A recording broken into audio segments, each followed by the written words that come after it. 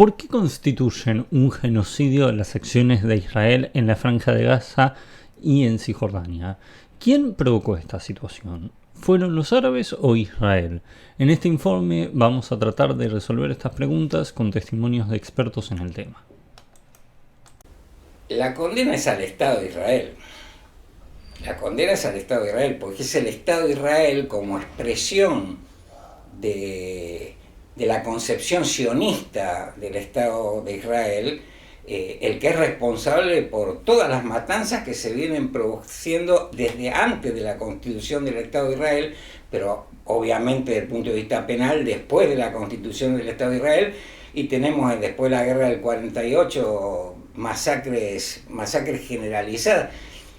Es tremendo lo que han hecho con el pueblo palestino. La famosa Nakba, famosa para los que nos sensibilizamos por el tema, la Nakba fue nada más y nada menos que la expulsión forzada por las armas de 2/3 partes de la población originaria de Palestina, que incluía árabes, judíos palestinos, no solamente árabes palestinos, sino también los judíos palestinos, y le robaron el conjunto de las tierras. Es decir, la expulsión fue violenta, los han sacado de las casas y los han expulsado, y ahí se han instalado los colonos israelíes. Y posteriormente a eso se produjeron una tras otra matanza. Es decir, muchos de los que ahora hablan del 7 de octubre, del 23 y lo que significó la acción de Hamas, olvidan que es el Estado terrorista de Israel el que viene provocando masacres desde el año 47. Hay una digamos, la SEM, que es en el año, creo que fue en el 48, y después tenés Sabra y Shatila en el 82. Este conflicto no inició el 7 de octubre, sino que empezó en 1948 con la partición del mandato británico de Palestina. A partir de entonces se sucedieron numerosas guerras a lo largo del siglo XX en Medio Oriente. Estos conflictos entre Israel y sus vecinos árabes fueron reconfigurando el mapa de la región. Pero la pregunta es, ¿quién las inició? Habilidades compartidas. Por supuesto que son de distintos niveles. Cuando terminó la Segunda Guerra Mundial, durante la Segunda Guerra Mundial, los pueblos árabes de la zona, todavía no independientes, luchaban contra el Imperio Británico. El Imperio Británico estaba en guerra contra la Alemania nazi, contra Italia fascista, contra Japón imperial. Bueno, en ese momento, en los 40, los árabes tenían, sobre todo, por ejemplo, un líder árabe muy importante, el mufti de Jerusalén, tenía muy buenas relaciones diplomáticas con la Alemania nazi. De hecho, vivía en Berlín, ¿no? Pidiéndole a Hitler que no autorice el viaje de los judíos a la entonces protectorado de Palestina, ¿no? Sí. Terminó la Segunda Guerra Mundial y esas relaciones generaron que lo que era el socialismo real, la Unión Soviética en su momento, Checoslovaquia, Hungría, se pusiesen del lado de Israel en la guerra de la independencia, porque cuando se declaró la independencia en mayo del 48, varios países árabes, Egipto, Jordania, Líbano, Siria, invadieron, declararon la guerra a Israel porque no estaban de acuerdo con la partición que había dispuesto las Naciones Unidas. En ese sentido, ahí hubo un momento clave que podía haberse constituido un país Palestina al lado de un Israel, y la verdad es que los países árabes de la zona no estaban dispuestos a aceptar más judíos que venían obviamente muy golpeados, muchos de ellos, de la Segunda Guerra Mundial, después de la Shoah y el Holocausto. Ahí hay una responsabilidad, hay una responsabilidad también de matanzas hechas por israelíes en ese momento, lo que se dio a conocer como la Nakba, o catástrofe, con la expulsión de aldeanos palestinos. O sea que es una creo yo, Golda Meir dijo una vez que era un conflicto entre dos verdades, ¿no?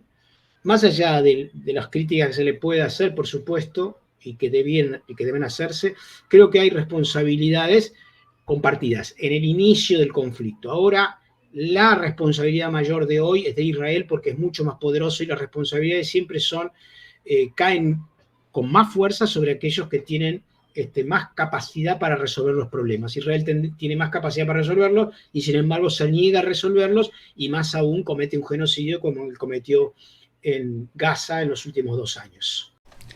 Desde que inició el genocidio palestino en octubre de 2023 se calculan en total más de 70.000 muertos por el bombardeo israelí en la Franja de Gaza. Asimismo, el Ministerio de Salud de ese territorio afirmó que bajo los escombros hay alrededor de 10.000 muertos más. Al mismo tiempo, cerca de 171.000 gazatíes se encuentran heridos. Sin embargo, hay voces que expresan que son crímenes en el marco de una guerra, buscando de una manera justificar las acciones de Israel en Gaza. Es un genocidio.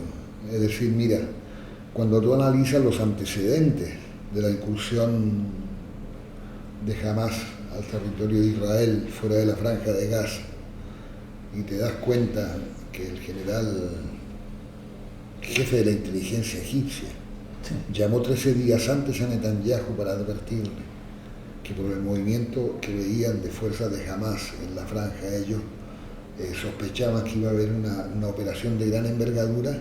Netanyahu no atendió, le agradeció, pero le dijo que todo estaba cubierto ante cualquier eventualidad. 5 días antes le avisa a la CIA. Y 2 días antes se entera el Mossad. Y no hizo nada. No es solo el accionar de Hamas, sino el accionar de Hamas utilizado como pretexto para desviar. Tienes un conflicto interno, no hay nada mejor que crear un conflicto externo para distraer la atención. ¿No? Entonces, en esta circunstancia, ¿por qué Netanyahu ordena la evacuación de la única unidad militar israelí existente en los asentamientos que fueron atacados por Hamas? La noche antes les ordena irse a otra base militar para conmemorar la fiesta de Sukkot, que se festejaba, se conmemoraba en esos días. Entonces, el territorio israelí quedó absolutamente indefenso, salvo por algunos soldados, por algunas chicas tanquistas, manejaban tanques en la franja, ¿no? Pero ellos tardaron horas en llegar a defender las colonias y a intentar contrarrestar el accionar de Hamas. Pero no solo lo dejaron venir, lo dejaron desarrollarse el proceso. Porque si esa unidad de frontera hubiera estado en el lugar, hubiera habido mucho más enfrentamiento, hubiera habido mucho menos posibilidades de que Hamas hiciera todo lo que hizo en el terreno, ¿no? El genocidio que está llevando a cabo Israel no solo afecta a la Franja de Gaza, ya que en el último tiempo el ejército israelí y los colonos ubicados en Cisjordania han comenzado a ocupar aún más territorios en el lugar. Debido a esto, la vida de los palestinos que viven en la región se está deteriorando enormemente. Si nos escandalizamos y hablamos sobre el horror de las acciones de Israel en Gaza, es necesario hablar también sobre el avance israelí en Cisjordania, donde también están causando un genocidio silencioso. Ellos ya votaron hicieron la primera votación de una ley, faltan 2. Lo que no esperaban ellos fue la reacción de la comunidad internacional. Por eso lo frenaron ahí. Porque desde que el propio gobierno norteamericano dijo nunca van a anexionar Cisjordania, fue un parate y detuvieron todo proceso de anexión. Todo el proceso de anexión.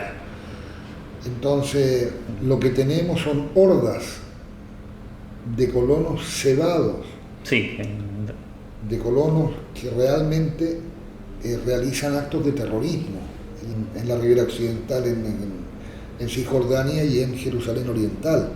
Es decir, cuando van, hay videos espantosos de cómo le sacan los ojos a ovejas vivas, destruyen el ganado menor de los pastores palestinos, se incendian cosechas, roban las cosechas de aceituna, además de quemar olivos, roban las cosechas. ¿Por qué? Después se las llevan a grandes acopiadores israelíes que fabrican aceite de oliva y que lo exportan como producto made in Israel. Entonces demuelen casas, se someten al pueblo palestino a castigos colectivos, y eso es un crimen de guerra. Entonces, pero acá volvemos al problema inicial, porque no podemos excluir de la discusión de lo que acontece en Palestina de la propia situación interna en la política israelí. Es decir, cuando tienes un primer ministro que está acusado y acosado por la justicia israelí por 3 causas graves de corrupción, que según los más grandes analistas políticos israelíes predicen o intuyen que van a terminar con Netanyahu en la cárcel, Netanyahu no tiene otro camino que seguir bombardeando, seguir con la guerra, porque ya ha postergado 6 veces este año su declaración ante los tribunales, declaró una sola vez con el pretexto de la seguridad nacional. Porque hoy Cisjordania, sobre la margen del río Jordán, es prácticamente un archipiélago de refugios de los palestinos, sí, por la ocupación de los colonios, empujados por el Estado de Israel, defendidos por las Fuerzas Armadas israelíes y absolutamente cómplices, juntos, partícipes necesarios, sí, de los desalojos, de las masacres. Hay 250 ocupaciones ilegales en los últimos tiempos en la zona de Cisjordania, por ejemplo. Y siguen avanzando. Están bombardeando todos los días, como también lo hacen con el Líbano, entre paréntesis, sí, están bombardeando todos los días Cisjordania. Los Estados Unidos e Israel están llevando a cabo un plan de conquista en Gaza y Cisjordania para arrebatarle territorios a Palestina. Si este cometido, repudiado en el mundo entero, se lograse, constituiría el final oficial del plan de partición de 1948, ya que solo Israel tendría el control sobre la región. Tiene rasgos neocoloniales, por supuesto, es decir, porque es negar el derecho a la autodeterminación de un pueblo. Claro. Es decir, tú no eres capaz de gobernarte, te voy a gobernar yo. O sea, además es imponer a un personaje absolutamente vergonzoso como Tony Blair, que fue protagonista de la famosa foto de las Azores, donde se convalidó la agresión a la República Árabe de Irak, donde estaban George Bush, Aznar de España y Tony Blair. Y claro. Entonces es como una bofetada al mundo árabe incluso, instaurar ahí un personaje como Tony Blair, que además trabaja para el gobierno israelí, claro, como jefe de las relaciones entre Israel y la Unión Europea, contratando, asumiendo que el poder lo va a tener un funcionario israelí en la Franja de Gaza. No es serio. No, claro. No es serio. Entonces, si eso llega a suceder, obviamente estamos ante el espectro de la instauración de un nuevo régimen neocolonial hasta que eso termine, ¿no? Israel es un Estado que tiene hoy, desde 1967, una política de expansión colonial que debe terminar. Chomsky dijo con mucha lucidez, Israel es la expresión de la última expresión colonial, ¿no? Y tiene mucha razón, es lo mismo que ha hecho Estados Unidos, Canadá, Argentina, Brasil, Perú, o sea, son gobiernos criollos, sí, que descienden de instituciones europeas, por eso Argentina tiene una constitución similar a la de Estados Unidos, digamos, ¿no? Y por eso la Revolución Francesa fue tan influyente en San Martín, en Moreno, en Belgrano, sí, etcétera, ¿no? Es decir, pero nosotros somos hijos de países que primero fueron entidades coloniales españolas y después entidades coloniales republicanas, sí, que muchos olvidan, ¿no? Por supuesto que no hay que reivindicar eso, y hay que reivindicar a los pueblos originarios que han sobrevivido y que son víctimas de esa expansión colonial del Estado argentino, brasileño, norteamericano, canadiense, etcétera. No hay que autorizarlo, no hay que permitirlo, hay que cuestionarlo, hay que poner en evidencia quién fue Roca, que bueno, Roca es Netanyahu. Sí, y eso es doloroso asumirlo, porque nosotros tenemos un monumento a Roca. Sí. ¿No? Entonces creo que hay que poner en su lugar y cuestionar fuertemente toda lógica colonial que todavía se sigue sucediendo en el tratamiento que hacemos en Argentina a los pueblos originarios, ¿no? A los mapuches, por ejemplo, en Chile también, ¿no? Entonces es la misma lucha por una sociedad tanto en el cercano oriente, donde los pueblos puedan vivir con autonomía, con libertad, con soberanía, que ningún pueblo viva a costa de otro, que no se le prohíba la circulación a ningún pueblo, y que la gente tenga la fe que quiera, la visión que quiera, y que no pueda someterse, como en el caso de Cisjordania, a una ocupación administrativa permanente, sin derechos como tiene la población israelí, ¿no? Entonces hay que cuestionar. Israel es un país que existe, va a existir, y hay que luchar internacionalmente para que se comporte en el marco de las regulaciones del derecho internacional como corresponde a cualquier país, sin expansionismo, sin colonialismo, sin someter a ningún pueblo. Desde octubre de 2023, la Autoridad Nacional Palestina y el gobierno israelí negocian un alto el fuego final para que termine de una vez por todas la matanza de palestinos. Pero por el momento parece más una utopía que una posibilidad real. Mira, yo voy a ser muy sincero en esta declaración, es decir, Israel lo que pide es el desarme de Hamás. Claro. ¿No?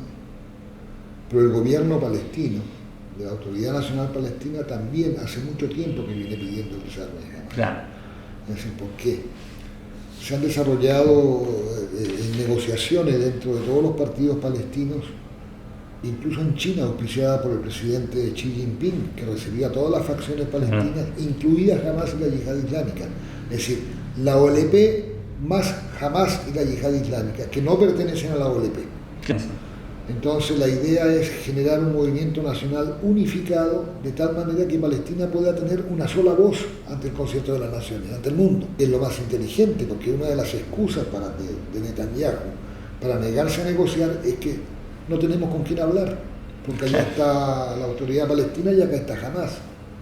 Entonces eso le ha servido a Israel para descalificar la interlocución palestina de manera adecuada para encarar un proceso serio de negociación. Claro. ¿No? Entonces, que por lo demás es un proceso que a Israel no le interesa. Israel quiere ir por todo el territorio. El presidente Abbas ha dicho claramente, pero esto lo viene planteando la OLP hace mucho. Intégrense a la OLP como un partido político, claro, para competir en las elecciones, para ser una fuerza política, lo mismo a la Yihad Islámica. Pero ellos, bueno, tendrán sus razones, se han negado sistemáticamente a desarmarse y ahí tenemos el resultado, ¿no? No habrá paz si no hay soberanía para Palestina al lado de un país, Israel. Eso está clarísimo. Vos no podés someter a un pueblo durante años, decenios, décadas. Es imposible, porque la lucha por la autonomía palestina va a continuar en la medida de que no tengan su Estado autónomo. Y creo que Israel lo que debiera hacer, obviamente, en el marco de estos puntos que propuso Trump, aparece una autonomía palestina en algún momento, no hay una cronicidad, una sincronicidad de cuándo sería eso, pero en los puntos que propone Trump dice que esto tiene que terminar con la consolidación de un país Palestina junto a un país Israel. Creo que es la única solución, creo que hay que trabajar para eso, no solamente al interior de Palestina y de Israel, tratando de no darle impulso al odio, y el resto del mundo, nosotros en Argentina, en cualquier país del mundo, empujar a el proyecto de 2 países para 2 pueblos, 2 estados para 2 pueblos, 2 pueblos para 2 estados, tratando de superar la tragedia que significan estos ya 70, 80 años de historia de matanza y muerte. Sí. Y llevamos tantos años de experiencias frustradas. Es difícil. Vos fijate que Trump presenta como plan de paz lo que es un acuerdo de cese el fuego que Israel viola, asesina, bombardea, 250 incursiones aéreas bombardeadas encima de la destrucción de Gaza. Termina el bombardeo y dice, bueno, ahora volvemos al alto el fuego.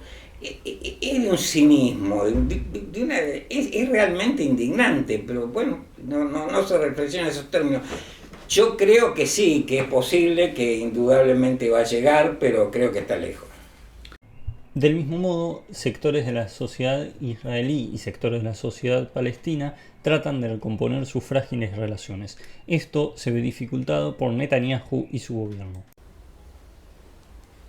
La historia demuestra que sí, cuando la ocupación musulmana de España, del 600 al 1000 y pico, la convivencia entre cristianos, judíos y musulmanes fue un ejemplo. Es decir, hay un libro de un estudioso estadounidense que habla del paraíso perdido, en el sentido de lo que eso significó, más allá de que había una ocupación de los musulmanes, pero lo único que la resistieron fue la monarquía y la aristocracia española.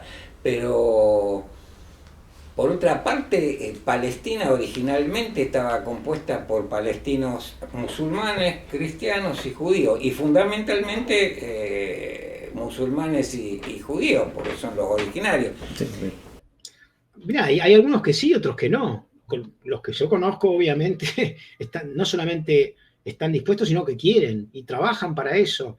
Yo tengo grandes amigos palestinos acá en Argentina, amigos, hermanos, compañeros, gente querida, hermanos míos que yo los junto en una mesa y todos coinciden absolutamente en la necesidad imperiosa de llegar a una paz y convivir pacíficamente, reparar el dolor y las víctimas y terminar con esta lógica de muerte que tanto Netanyahu como Hamás son funcionales, ¿no? Porque tanto a Netanyahu como a Hamás le conviene la lógica de la muerte porque participan de una mirada fascista de la realidad, una en términos religiosos y otro en términos militaristas, ¿no? Laico-militarista como en el caso de Netanyahu. Bueno, pero son funcionales a la muerte y yo creo que hay que poner en primer plano a aquellos que son funcionales a la vida, y hay muchísimos que lo son, como era la Rabin, por supuesto, como lo fue Arafat cuando firmó los tratados de Oslo, pero bueno, los sectores fascistas que asesinaron a Rabin y los sectores fascistas como Hamás, que matan a mis compañeros de la organización, la Autoridad Nacional Palestina, no quieren la paz. No quieren la paz porque disfrutan de la muerte. Bueno, hay que sacarlos del juego, obligarlos a que salgan del juego y poner a trabajar juntos a aquellos que quieren la paz. Sin embargo, los responsables principales del genocidio están en el poder, y mientras ellos constituyan el gobierno de turno de Israel, parece difícil que ambos países puedan arreglar su relación. La derecha históricamente es más guerrerista, sí, es más brutal, más militarista, y creo que obviamente un gobierno de izquierda sin duda garantizaría una continuidad. De hecho, Rabin, el último ministro progresista, socialdemócrata que tuvo Israel, propuso un camino en el marco de los acuerdos de Oslo, por lo cual fue asesinado por un fascista israelí, que todavía está preso, si no me equivoco, ¿no? Por supuesto que hay más probabilidades de paz con los pacifistas que con aquellos que son guerreristas. Ahora bien, el máximo responsable de toda esta situación está en Estados Unidos. Si Estados Unidos durante las últimas décadas no hubiese avalado la política de sometimiento, de ocupación, de exclusión, de colonización, de robo de tierra, de robo de agua que se le produce a los palestinos, esto no hubiese sucedido. Y por eso hasta es más responsable Estados Unidos, incluso porque ha vetado todas las decisiones de las Naciones Unidas orientadas a que se respete las fronteras y la partición. Con lo cual, si hipotéticamente sea Trump o cualquiera le quitaran el apoyo a Israel de poder hacer lo que quiere con territorios que no le corresponden, eso viabilizaría mucho más fácil un plan de paz. En el último tiempo se volvió a discutir la posibilidad de una solución de dos estados donde tanto israelíes como palestinos puedan convivir en paz. La idea sería volver a la división del territorio pactada en 1948, con una parte del territorio para un estado judío y otra parte para un estado árabe. Yo la apoyo, políticamente la apoyo. También es una solución poco realista. Es decir, cuando la comunidad internacional está diciendo apoyamos la solución de dos estados, refrendado por resoluciones del Consejo de Seguridad, la 2334, que fue la última, sí, donde Barack Obama se abstuvo y permitió la aprobación de esa resolución que califica toda la ocupación como ilegal, que el Estado palestino tiene que construirse sobre la base de la frontera existente al 4 de junio del 67, es decir, eso es lo que hay en concreto. Claro. No vayamos, o sea, no se puede pretender más en este minuto al menos que implementar lo que la ley internacional dice. Yo sé que hay muchos críticos de la solución de dos estados, lo veo en las redes sociales, lo veo en todos lados, partidarios de Palestina además. Sí. Pero decir, si tenemos una herramienta que está consensuada al nivel de las naciones, al nivel de la mayoría de los países, ¿para qué intentar torcer eso? ¿Y por qué no empezar por eso? Y claro. ¿No? O sea, Arafat dijo en su momento que ningún país, región, léase Jordania, Israel, Palestina, Líbano, iban a poder sobrevivir cada uno por sí solo. Que creado un Estado palestino se podía incluso pensar en ciertas formas de federación económica, claro, de unión económica entre estos países de la región. Sí, o sea, el pensamiento de Arafat fue extremadamente realista y generoso incluso. Claro. ¿No? Porque no te olvides que el reconocimiento de facto de la existencia del Estado de Israel ocurrió con la Declaración de Independencia del año 88. Claro. Entonces no estamos hablando de nada nuevo para Palestina. Ya hay muchos sionistas que me dicen que Palestina tiene que reconocer a Israel. Lo reconoció oficialmente con la firma de los acuerdos de Oslo. Claro. Y como a los israelíes no les gustó, asesinaron al que había firmado los acuerdos de Oslo en nombre de Israel, el primer ministro Yitzhak Rabin. Y claro. Así resuelven sus cosas. Claro. Bueno, una cosa es Israel y otra Palestina. Dentro de Israel, del territorio correspondiente a Israel, no los territorios ocupados por Israel dentro de Palestina, hoy hay 10 millones de personas, de los cuales 2 millones y medio son árabes, musulmanes, israelíes, y conviven. Más allá de que las derechas de Netanyahu y compañía han sometido a estos 2 millones de personas o más a situaciones de apartheid interno dentro de Israel. Ahora, eso es respecto a el territorio de Israel, que tanto los civiles, laicos, religiosos, árabes, kurdos, católicos, cristianos, evangelistas, tienen que tener los mismos derechos ciudadanos como en cualquier parte del mundo. Y otra cosa es en el territorio que Israel ocupa en un país extranjero para Israel que se llama Palestina, cuya ubicación es Cisjordania y Gaza, ¿no? Por ahora, aunque habría que discutir obviamente las fronteras de acuerdo a las resoluciones de las Naciones Unidas. Pero creo que sí, que por supuesto que es posible. Uno pregunta, bueno, ¿cómo es? Uno, después que terminó la Segunda Guerra y nació el Estado de Israel en 1948, se pregunta cómo podría en ese momento pensarse las relaciones diplomáticas entre Israel y Alemania heredera del nazismo. Y bueno, hoy por hoy Israel tiene relaciones con Alemania, y esas realidades se van construyendo. Argentina se separó del Imperio Español, luchó, y años después logró tener relaciones diplomáticas. Así que obviamente hay que reconstruir esos tejidos, esos vínculos, desde un lugar de respeto, autonomía y soberanía para cada uno de los pueblos.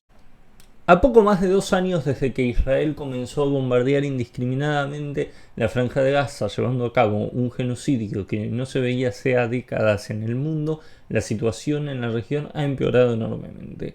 Alrededor de un 80% de los hospitales se encuentran destruidos. La ayuda humanitaria no entra debido a que el gobierno de Benjamín Netanyahu se lo impide enviando soldados a los corredores para evitar su llegada a Gaza.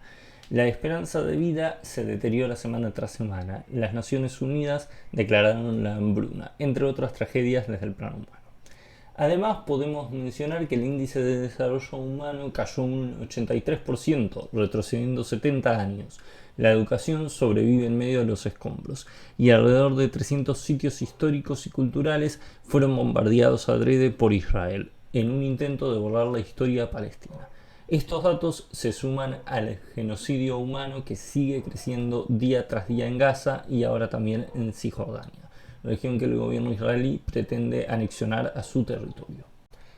Esperamos que con este informe se haya podido entender un poco más sobre por qué estamos en contra de las acciones de Israel en Gaza y Cisjordania, por qué es un genocidio y por qué el gobierno de Netanyahu, Katz, Smotrich, Ben-Gvir, entre otros, busca exterminar a un pueblo que se resiste a la aniquilación desde 1948.